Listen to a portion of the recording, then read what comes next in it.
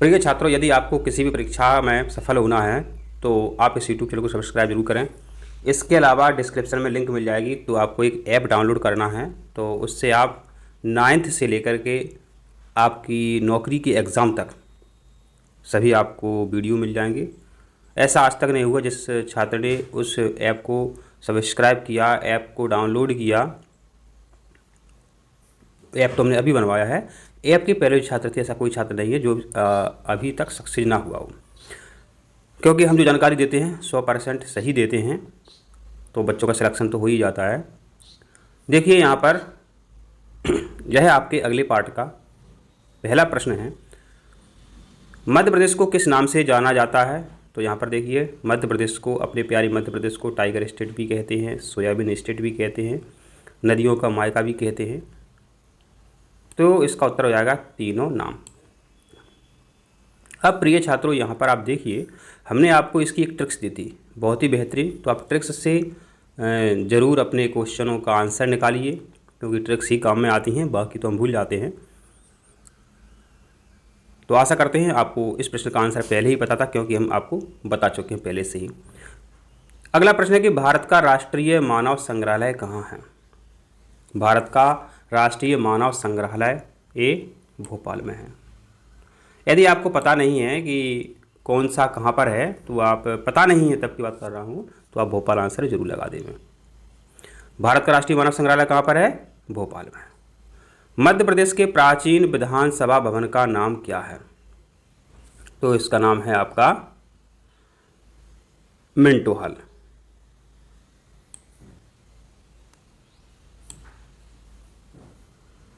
अब नया जो विधानसभा भवन बना है वो इंदिरा गांधी विधानसभा भवन है। अब आपका प्रश्न है कि भारत भवन के वास्तुकार कौन थे? तो भारत भवन के वास्तुकार थे चार्ल्स कोरिया। अब देखिए, चार्ल्स कोरिया है, इसको कैसे याद रखोगे आप? भारत भवन चलकर देखो, भारत भवन आपका भोपाल में है, तो भारत भवन कैसे देखो? चल कर देखो, चल कर देखो। तो इससे अपन को याद रहेगा कि चार्ल्स कोरिया भारत भवन के वास्तुकार थे। यदि आप इसका आंसर अन्य ऐप से निकालोगे, ऑनलाइन निकालोगे, या बहुत सारे AI ऐप हैं, तो इसका आंसर गलत निकलता है। इसलिए हम कहते हैं आप किसी भी टीचर की वीडियो देखें। ऑनलाइन पर भरोसा करेंगे तो आपके नंबर तो अच्छे आएंगे, परंतु आप सक्सेस नहीं हो पाओगे, क्योंकि वहाँ पर बहुत सारी गलतियाँ रहती हैं। जैसे कि ऊपर वाला प्रश्न था, मध्य प्रदेश के पुराने विधानसभा भवन को क्या कहते हैं?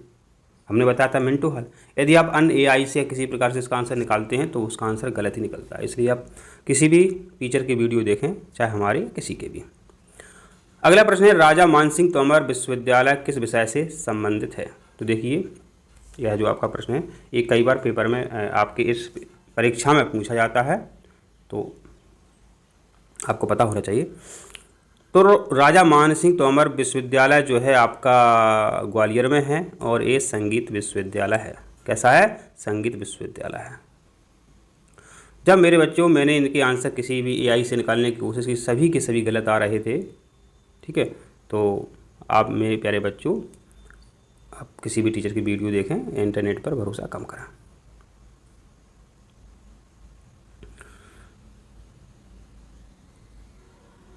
अगला प्रश्न है, भारत का एक नगर मध्य प्रदेश स्थित विश्व के प्राचीन नगरों में से एक है। तो हमने इसका कई बार जिक्र किया है कि खजुराहो जो है आपका बहुत ही प्राचीन नगर है, यह मंदिरों के लिए फेमस है। तो इसका आंसर आपका खजुराहो।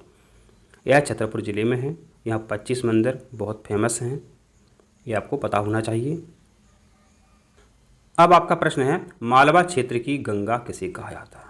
देखिए, यहाँ पर लिखा हुआ है मालवा क्षेत्र। जो उज्जैन का, इंदौर का क्षेत्र पड़ता है वो मालवा क्षेत्र है, और मालवा क्षेत्र की गंगा को किस नाम से पुकारा जाता है? क्षिप्रा।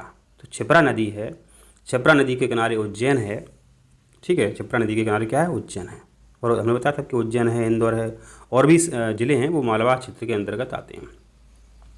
जैसे कि आपका ग्वालियर है, दतिया है, झांसी है, ये क्या है? बुंदेलखंड क्षेत्र में आते हैं। तो ये पता होना चाहिए आपको। तो मालवा क्षेत्र की गंगा किसे कहा जाता है? क्षिप्रा नदी को कहा जाता है। प्रश्न ऐसा आ जाए कि मध्य प्रदेश की जीवन रेखा किस नदी को कहते हैं? नर्मदा नदी को मध्य प्रदेश की जीवन रेखा कहते हैं। और ऐसा प्रश्न आ जाए कि जो बुंदेलखंड का क्षेत्र है, इस क्षेत्र की गंगा किस नदी को कहते हैं, तो वो आपका उत्तर रहेगा बेतवा नदी। कि जो बेतवा नदी जो है बुंदेलखंड के एरिया में बहती है।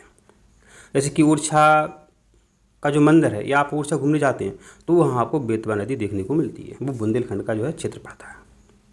आपका अगला प्रश्न है मध्य प्रदेश का प्रथम जैव आरक्षित मंडल स्थित है। आपका पहला प्रश्न है कि मध्य प्रदेश का प्रथम जैव आरक्षित मंडल कहाँ स्थित है। मानव बायोस्फीयर रिजर्व आपका पहला कहाँ पे बना था, तो इसका उत्तर है पचमढ़ी। पचमढ़ी में मध्य प्रदेश का प्रथम जैव आरक्षित मंडल है, मानव बायोस्फीयर रिजर्व है। अपने मध्य प्रदेश में मेरे बच्चों 3 बायोस्फीयर रिजर्व है। एक आपका देखो पचमढ़ी हो गया, एक आपका पन्ना हो गया, एक अचानक मार हो गया जो कि अनूपपुर में है। ठीक है, इसकी ट्रिक से बहुत अच्छी, अपना आ से अचानक मार, पा से पचमढ़ी, अपना, और पन्ना से पन्ना आ रहा है। तो ऐसी ट्रिक से कोई नहीं बताता है। ये ज़िंदगी भर आपकी ट्रिक्स काम में आएंगी, तो आप चैनल को सब्सक्राइब जरूर करें यदि आपको सफल होना है तो। ठीक है, और डिस्क्रिप्शन में जो लिंक है उससे आप इसको मतलब ऐप को डाउनलोड कर लीजिए। आपका अगला प्रश्न है कि मध्य प्रदेश में जरदोजी कला किस स्थान की देन है, तो इसका आंसर है आपका भोपाल। देखिए यहाँ पर एक प्रश्न आता है कि जरी के बटुए कहाँ मिलते हैं, ये भी आप इंटरनेट पर खोजना बताना। ठीक है, तो जरदोजी कला किस स्थान की देन है, भोपाल की। यदि आपको आंसर पता नहीं तो हमने बताया, उसका आंसर आप भोपाल दे सकते हैं। छात्रों, आपका अगला प्रश्न है कि मध्य प्रदेश की सीमा को उत्तर प्रदेश से पृथक करने वाली नदी है, तो इसका उत्तर है बेतवा। अब बेतवा क्यों सही है, तो देखिए हमने आपसे प्रश्न पूछा कि मध्य प्रदेश को उत्तर प्रदेश से अलग करने वाली नदी है, बताओ, तो बेतवा इसका आंसर है। हमने अभी बोला कि अभी देखो आप इधर जाओगे, ओरछा देखने जाओगे तो आपको झांसी मिल जाएगा, फिर ओरछा मिलेगा। ऐसे जब बेतवा नदी के उस पार जाते हैं तो आपको उत्तर प्रदेश मिल जाएगा। तो माना मध्य प्रदेश को उत्तर प्रदेश से पृथक करने वाली नदी है बेतवा नदी। बेतवा नदी जो है मेरे बच्चों कुमरा गांव रायसेन से निकलती है, तो ये भी आपको पता होना चाहिए। तो इसका आंसर शायद आपको पता चल गया। अब देखिए आपका 11वें नंबर का प्रश्न है प्रस्तर शिल्प। प्रस्तर शिल्प जो है कहाँ की कला है, ये है आपकी मंदसौर रतलाम की। ठीक है, तो आपको जो एक उत्तर पुस्तिका के रूप में एक पेज मिलेगा, एक पन्ना मिलेगा, उस पर क्रमांक लिखे होंगे 1 से लेकर के 100 तक। तो 11वें नंबर के सामने आपको क्या लिखना होगा, प्रस्तर शिल्प लिखना होगा। नहीं, प्रस्तर शिल्प तो लिखा हुआ है इसमें, ये तो प्रश्न पत्र है। आपको एक उत्तर पत्र मिलेगा, उसमें लिखना होगा आपको मंदसौर रतलाम। ठीक है, तो प्रस्तर शिल्प कहाँ की कला है, मंदसौर रतलाम की एक कला है। आपका अगला प्रश्न है संगीत सम्राट तानसेन। अब देखिए यहाँ पर आप देख सकते हैं, यहाँ संगीत लिखा होता तो संगीत सही हो जाता। अब आपको सोचना है कि संगीत सम्राट तानसेन कहाँ के थे, तो ग्वालियर के थे, तो ग्वालियर के सामने लिखना है। आपको ये भी पता होना चाहिए तो ग्वालियर में कहाँ के थे ये तानसेन, ये तो बेहट के थे। ठीक है, सर्दियों में समारोह भी होता है ग्वालियर में। अब है कि अमजद अली खां, अमजद अली खां यह सरोद बजाते थे, तो अमजद अली खां के सामने लिखना है सरोद वादन। अमजद अली खां, अमजद अली खां क्या बजाते थे, सरोद बजाते थे।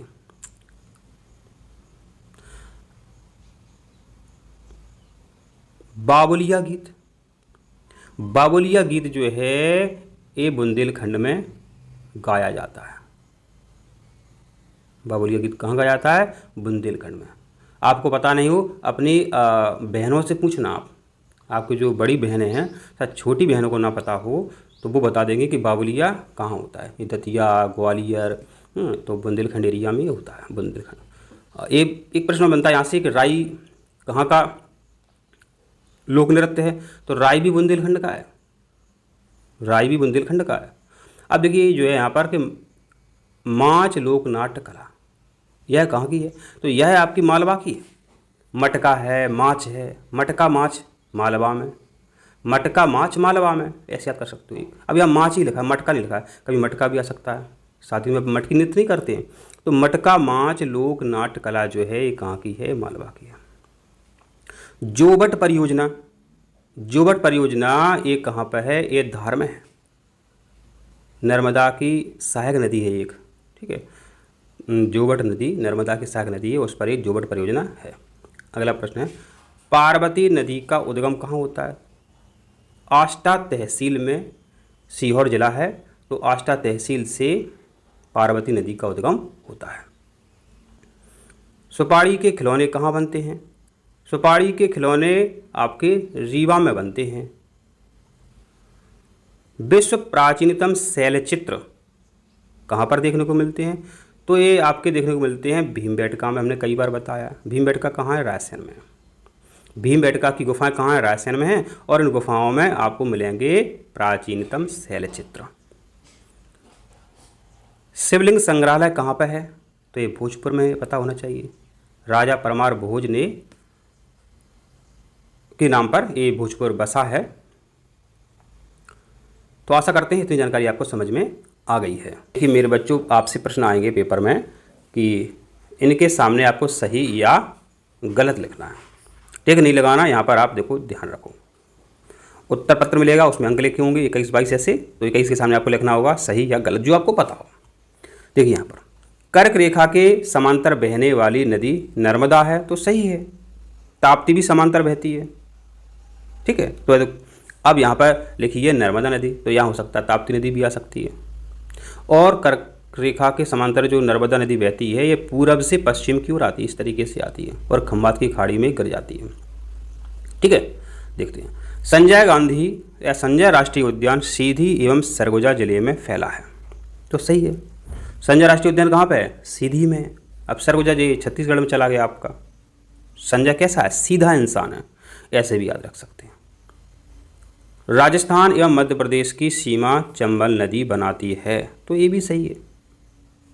आप जैसे ही ग्वालियर, श्योपुर, मुरैना के बाद जाओगे तो आपको चंबल नदी मिलेगी, ठीक है। तो मध्य प्रदेश और राजस्थान की सीमा का निर्धारण जो है चंबल नदी से होता है। जिस प्रकार से अभी अपन ने सीखा था कि उत्तर प्रदेश मध्य प्रदेश की सीमा रेखा का निर्धारण बताओ किससे होता था? बेतवा नदी से। अब है आपका चंबल नदी में मगरमच्छों का संरक्षण होता है। देखिए यहाँ पर, तो चंबल नदी में मगरमच्छों का संरक्षण नहीं होता है, घड़ियालों का संरक्षण होता है।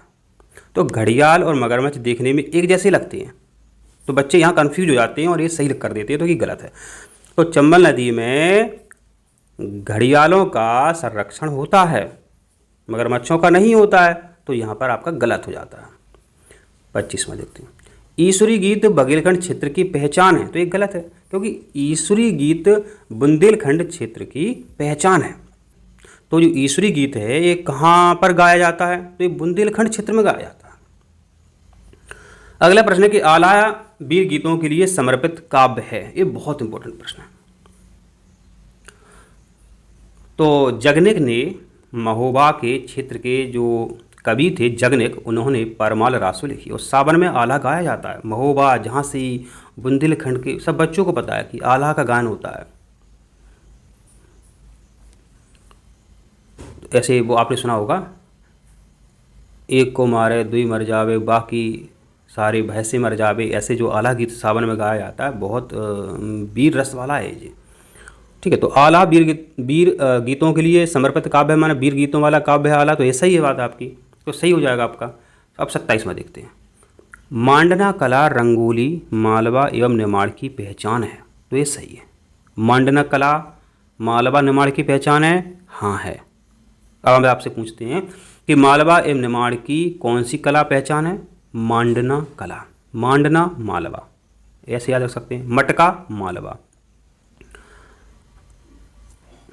अगला प्रश्न है कि छीपा सिल्क उज्जैन में भैरवगढ़ की पहचान है, तो ये सही है, बहुत इंपॉर्टेंट भी है।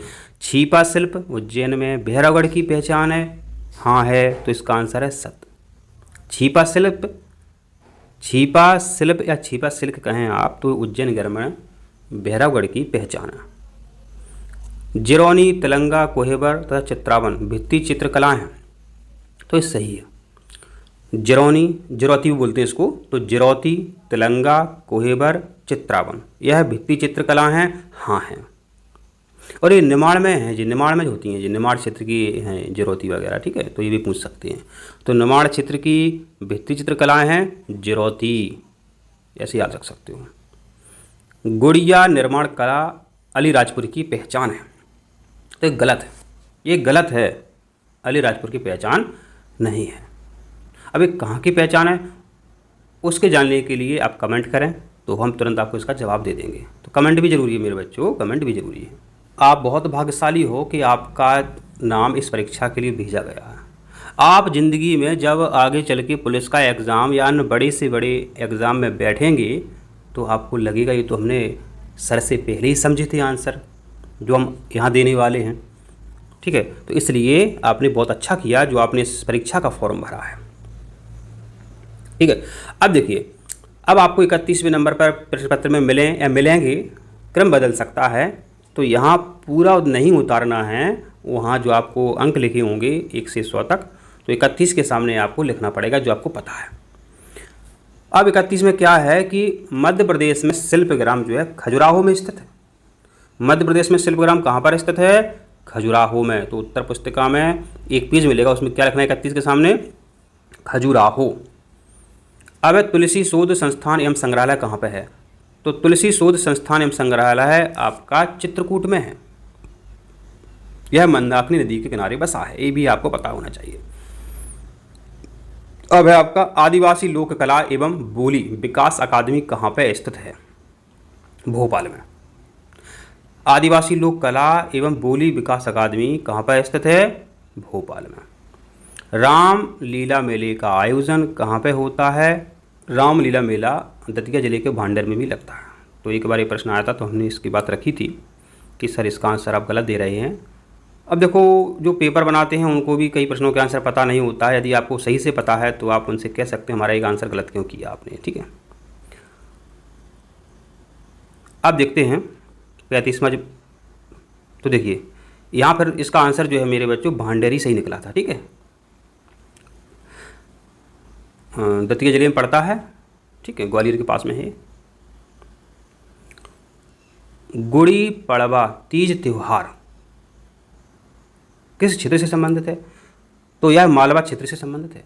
गुड़ी पड़वा तीज त्योहार मालवा क्षेत्र से संबंधित है। अब है जनापाव कुटी जिले का इको पर्यटन स्थल है इंदौर।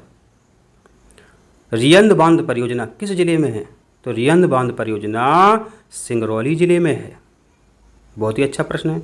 डायनासोर जीवाश्म पार्क किस जिले में? बहुत ही अच्छा प्रश्न है ये तो आपका। तो डायनासोर जीवाश्म पार्क जो है धार जिले में स्थित है। पचमढ़ी पर्यटन स्थल किस नदी के किनारे है? तो ये तवा नदी के किनारे है। पचमढ़ी आप घूमने जाइए, अभी बरसात का मौसम चल रहा है, अच्छा लगेगा आपको। तो पचमढ़ी पर्यटन स्थल तवा नदी के किनारे है। प्रश्न ऐसा भी आता है कि तवा किसकी सहायक नदी है? तवा नर्मदा की सहायक नदी है। और पचमढ़ी जो है पहला बायोस्फीयर रिजर्व भी है। देखो यही प्रश्न बन गया यहाँ पर। अगला प्रश्न बन गया कि तवा एवं नर्मदा नदी के संगम पर स्थित पर्यटन स्थल का नाम बताओ। तो कैसा प्रश्न बना? होशंगाबाद। माने तवा और नर्मदा नदी का संगम कहाँ पर होता है? होशंगाबाद में होता है। ठीक है, आपको यदि जिला भी पता है तो जिला आप लिख सकते हैं यहाँ पर, क्या दिक्कत है। अब प्रश्न है, देखो अभी अपन ने जो भी पढ़ा है उसमें से भी प्रश्न बन जाते हैं, उससे ही बनते हैं, अलग से नहीं बनते हैं। तो ये आप यहाँ पर ध्यान रखें। प्रश्न है कि मध्य प्रदेश तुलसी अकादमी कहाँ पर स्थित है? तो मध्य प्रदेश तुलसी अकादमी भोपाल में स्थित है। और हमने बोला यदि आपको किसी प्रश्न का आंसर पता नहीं है तो आप भोपाल लिखते हैं।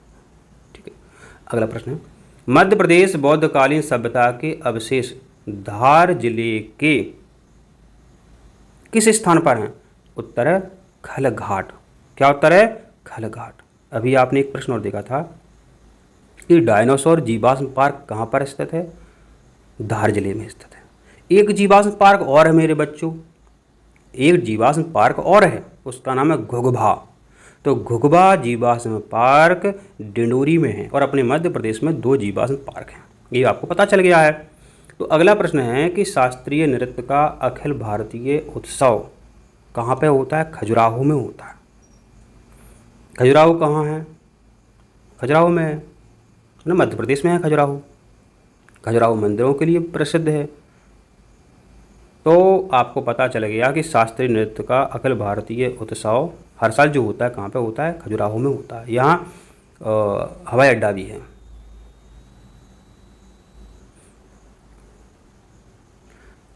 अगला प्रश्न है, सुगम संगीत क्षेत्र में दिया जाने वाला मध्य प्रदेश का सम्मान, मध्य प्रदेश शासन का सम्मान है सुगम क्षेत्र में, तो यह लता मंगेशकर। तो लता मंगेशकर सम्मान जो दिया जाता है सुगम संगीत क्षेत्र में दिया जाता है, लता मंगेशकर पुरस्कार।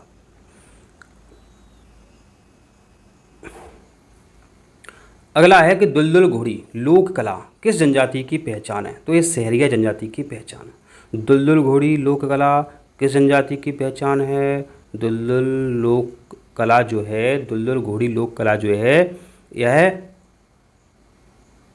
सहरिया जनजाति की पहचान है। कर्मा लोक नृत्य मुख्यतः, कर्मा लोक नृत्य मुख्यतः किस जिले में किया जाता है, तो यह मंडला जिले में किया जाता है। कर्मा लोक नृत्य मंडला। कर्म करो, कोई भी करो, मन से करो तो आपको सफलता मिलती है। तो कर्मा कहाँ का है, मंडला का। मटका कहाँ है, मालवा का। माछ कहाँ है, मालवा। मटका माछ मालवा का। जिरोती कहाँ है, नेमाड़ का है। अगला है कि मध्य प्रदेश का पहला पर्यटक ग्राम है खजुराहो।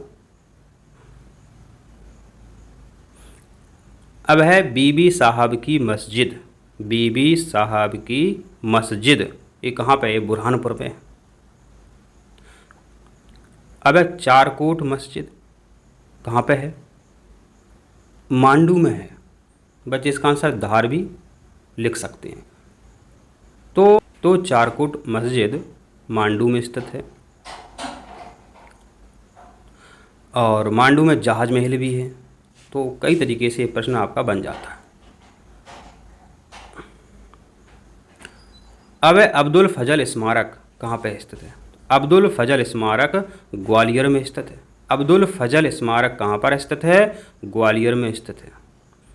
मोहम्मद गौस का मकबरा कहाँ पर है, ग्वालियर में है। तानसेन का मकबरा कहाँ पर है, ग्वालियर में है। जय विलास पैलेस कहाँ है, ग्वालियर में है। मोती महल कहाँ है, ग्वालियर में है। तो इन प्रश्नों को, और हम बहुत सारे ऐसे प्रश्न हैं, इतने ही बहुत हैं। तो आशा करते हैं आपको वीडियो समझ में आया है।